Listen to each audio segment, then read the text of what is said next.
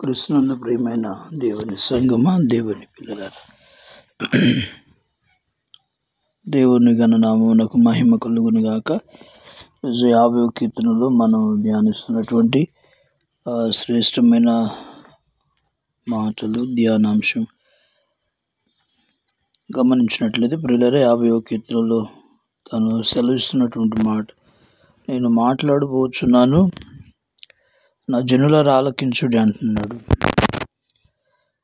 ఆలకించుము, నేను దేవుడను, నీ దేవుడునని నేను నీ మీద సాక్ష్యం పలుకుతానని మాట్లాడుతున్నాడు. తూర్పు దిక్కు మొదలుకొని పడమటి దిక్కు వరకు భూనివాసులందరినీ రమ్మని పిలుస్తున్నాడు. ఎందుకంటే దేవాది దేవుడని యెహోవా ఆజ్ఞ ఇస్తున్నాడు. నేను ఆజ్ఞ ఇస్తున్నాను, నేను మాట్లాడబోచున్నాను. కాబట్టి మీరందరూ ఆలకించండి, చెవియొగ్గండి, నా యుద్ధకు రమ్మని పిలుస్తున్నాడు. నేను మాట్లాడబోతున్నాను, మీరు ఆలకించడానికి రండి అని మాట్లాడుతున్నాడు పిల్లలు. కాబట్టి తన భక్తులు బలియార్పణ చేత నాతో నిబంధన చేసుకుని నా భక్తులను ఐదు సమకూర్చుడని ఇది ఆకాశమునకు భూమిని పిలుస్తున్నాడు. దేవుడు తానే న్యాయకర్త ఉన్నాడు. ఆయన తన ప్రజలకు న్యాయము తీర్చుటకై తన పిల్లలను, తన భక్తులను నా ఎదుగు సమకూర్చండి. ఇది ఆకాశానికి భూమికి సెలవిస్తున్నాడు పిల్లలు. కాబట్టి తనతో బలి అర్పణ చేత నిబంధన చేసుకున్నటువంటి భక్తులని మాట్లాడుతున్నాడు. కాబట్టి ఆయన యొక్క గొప్పతనాన్ని అక్కడ చూపించాడు పైన వచనాల్లో. ఇలా తర్వాత తన యొక్క న్యాయపు తీర్పుని గురించి ఆయన మాట్లాడుతున్నాడు. ప్రజలు ఇస్తున్నటువంటి బలులు నాకు ఇష్టం లేదని మాట్లాడుతున్నాను. నీ బలుల విషయం నేను గద్దించట్లేదు, కానీ నిత్యం నా ఎదుట నీ బలులు, దహన బలులు నాకు కనిపిస్తా ఉన్నాయి, నిత్యం నా ఎదుట కనబడుతున్నాయి. నేను ఇంటి నుండి కోడనైనను మందులను పొట్టెలను నేను తీసుకున్నానని మాట్లాడు. మృగంలోని 1000 కొండల మీద పశువులను నావే కదా అని మాట్లాడు. కొండలోని పక్షులను నేను ఎరుగుదును కదా అని, పొలంలోని పశ్చాదులు నా వశమై ఉన్నాయి, లోకం దాని సంపూర్ణ నావే అని మాట్లాడుతున్నాడు పిల్లలు. రీతిగా ఆయన మాట్లాడుతూ నేను ఆకలి నేను అడగనని మాట్లాడుతున్నాడు. కాబట్టి నీ బలులు నాకు ఇష్టమైనవి కావు, నేను కోరుకునట్లేదు అని మాట్లాడుతున్నాడు. రెండో విషయం ఏంటంటే, మాట్లాడబోతున్నాను కాబట్టి మీరు ఆలకించండి అని మాట్లాడుతున్నాడు.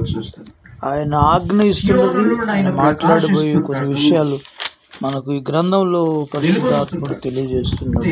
కాబట్టి నేను దేవాది దేవుడునని తాను బయలుపరుచుకుంటున్నాడు. నీ దేవుడు నన్ను బయలుపరుచుకుంటున్నాడు. ఆ దేవుడు నేను ఆజ్ఞ ఇస్తున్నాను, వినమని మాట్లాడుతున్నాడు పిల్లలు. ఈయన దేవుడు ఎలాంటి వాడో మాట్లాడాడు. ఒకటి ఆయన సీనుడు, ఆయన దేవుడు ప్రకాశిస్తున్నాడని మాట్లాడాడు. గొప్ప దేవుడని, తేజస్వరూపుడని మాట్లాడాడు.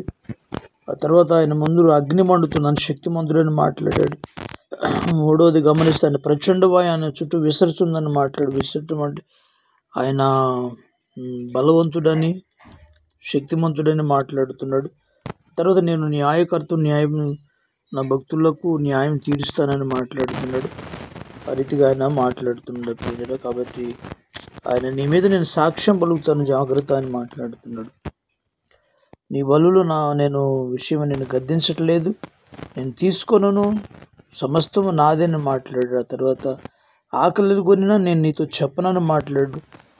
నేను వృషభ మాంసం తినేదనా, ఒట్టెల రక్తంలో త్రాగేదనని మాట్లాడుతున్నాడు. నాకు ఇష్టం లేదని మాట్లాడు. ఆయనకి ఇష్టమైనవి ఏంటో తెలియజేస్తున్నాడు. మీరు ఇలా చేస్తున్నారు, ఇవి నాకు ఇష్టమైనవి కాదని మాట్లాడుతూ, నాకు ఇష్టమైనది మీరు స్తుతియాగం చేయటమే నాకు ఇష్టం. ఒకటి. రెండవది మొక్కుబళ్ళు, మీరు మొక్కుకునే ఆపత్కాలంలో మీరు మొక్కుబళ్ళు చెల్లించడం నాకు ఇష్టం అన్నాడు. ఆపత్కాలంలో మీరు నాకు మూడోది మొరపెట్టమంటున్నాడు.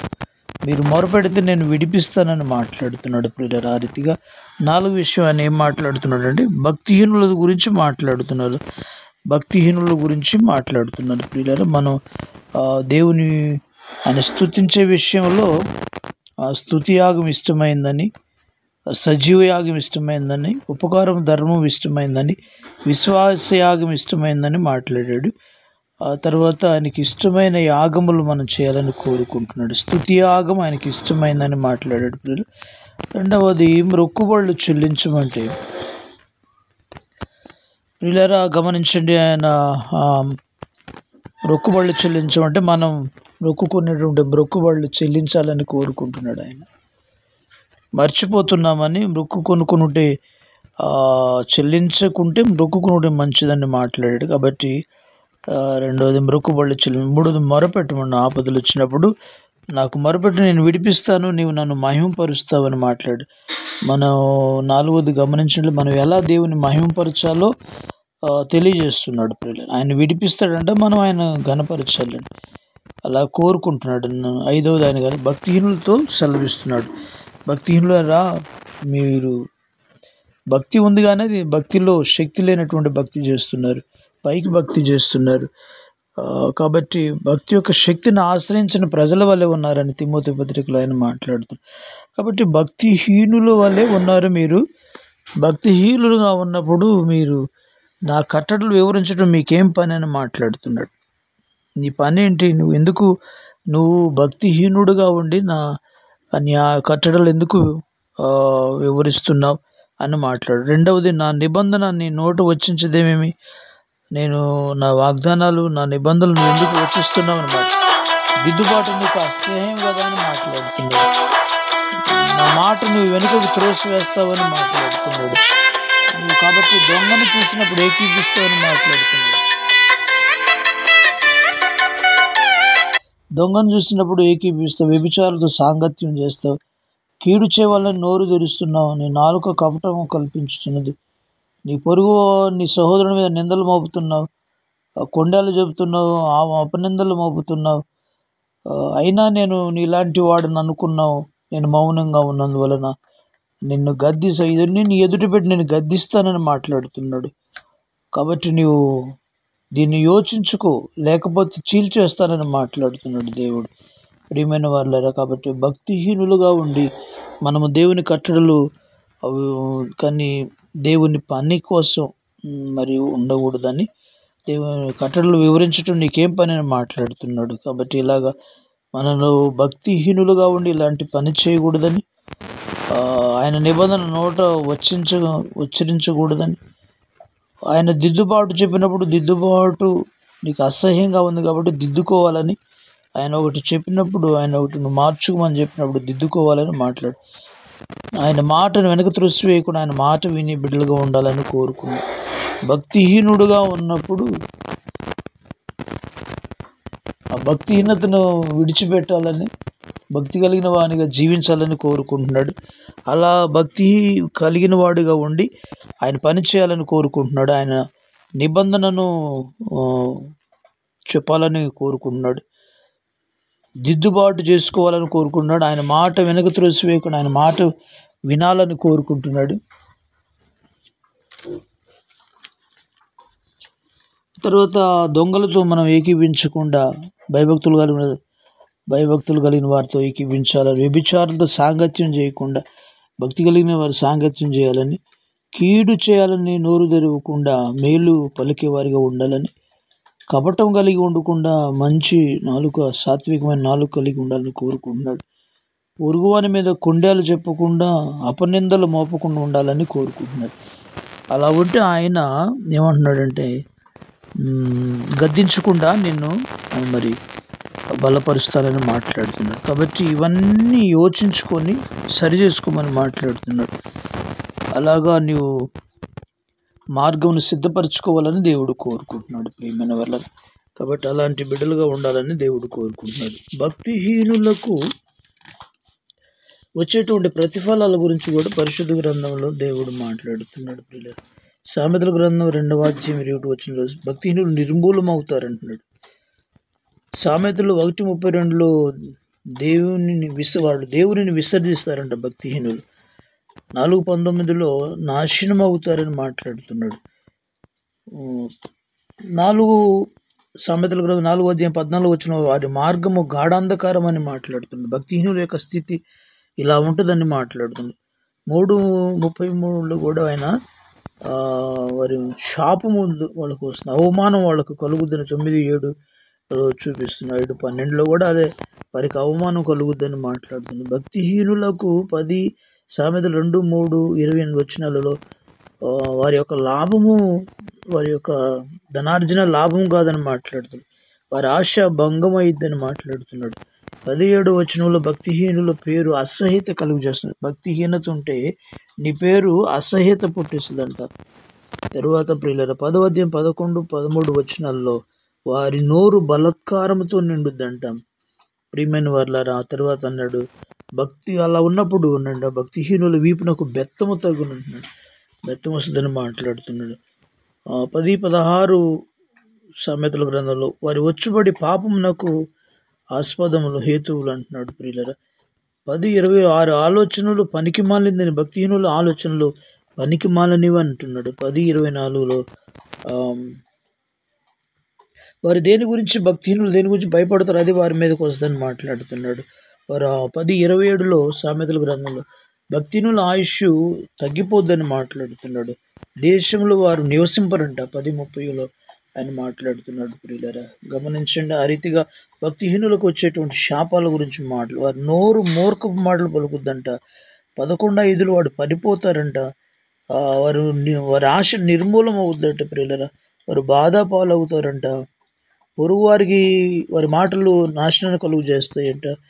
ప్రియులరా మోసం వారి సంపాదన మోసం కలుగు చేస్తుంది. వారి ఆశ అహంకారం వ్యక్తమైనదంట. వారికి 11:31 వారి ప్రవర్తనకు తగిన ప్రతిఫలం లభిస్తుంట. వారు భక్తిహీనులు అనే వారు ఈ లోకంలో స్థిరపడలేరంట. ప్రియులరా వారు మోసం వారి జీవితంలో కలుగుద్దని మాట్లాడుతున్నారు. వారి వాత్సల్యము క్రూరత్వమని ప్రియమైన వాళ్ళ 12:10 సామెతల గ్రంథంలో భక్తిహీనుల యొక్క వాత్సల్యము క్రూరత్వముతో కూడి ఉంటుందని మాట్లాడుతుంది. ఆ తర్వాత మన 12:12 వాడు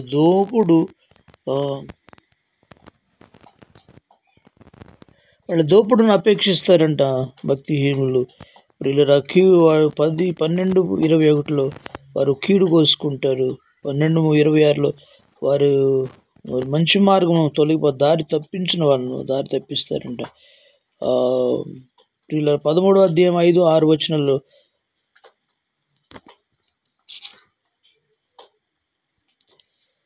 నిందల పాలవుతారని మాట్లాడుతున్నాడు. 13:9 వారి దీపం, భక్తిహీనుల దీపం ఆరిపోద్దట. 13:25 వారికి లేమి కలుగుద్దంట. ప్రియులరా 14:10 వాళ్ళు ఇల్లు నిర్మూలం అవుద్దంట. ఆ తర్వాత ప్రియమైన వారిలో 15:6 వారికి శ్రమకు కారణమంట. 15:8 వాళ్ళ బలులు దేవునికి హేయములు. 21-27 మరి వచనంలో కూడా ప్రియమైన వాళ్ళ 20 కూడా వారి బలులు యెహోవాకు హేయములని మాట్లాడు. ప్రియుల 15:9 వారి మార్గం కూడా దేవునికి హేయమంట. వారి యెహోవాకు దూరస్తుడుగా తిరస్కారం వారికి ఎదురు క్షేమం వారి క్షేమంట పాపానికి పాపయుక్తములంట. న్యాయము చేయరంట. ప్రియులరు వారు కీడు చేసేవారు ఉంటారు. తర్వాత 21:12 ఆయన నాశనం చేస్తాడంట. ప్రియులరా కాబట్టి వీళ్ళందరూ దేవునికి యథార్థవంతుడట, భక్తిహీనులకు హేయుడట. ప్రియమైన వాళ్ళు కాబట్టి ఈ రీతిగా ప్రియమైన వాళ్ళు అంటారు. కాబట్టి ఇలాగ భక్తిహీనులు ఉంటారు, వారి స్థితి ఇలా ఉంటుందని మాట్లాడుతున్నాడు. అయితే అంటున్నాడు 24 సామెతలు 19 అన్నాడు, వారిని చూసి భక్తిహీనులను చూసి మీరు మత్సరపడొద్దు అంటున్నాడు. ప్రియులరా కాబట్టి అలాగా మనం వారి విషయంలో వాళ్ళు భక్తిహీనులని మనం మత్సరపడకూడదని, వారి కోసం ప్రార్థించే బిడ్డలుగా ఉండాలని దేవుడు కోరుకుంటున్నాడు. ప్రియమైన వాళ్ళ కాబట్టి వారి నోరు బలత్కారమే, వారు వచ్చుబడి పాపమే,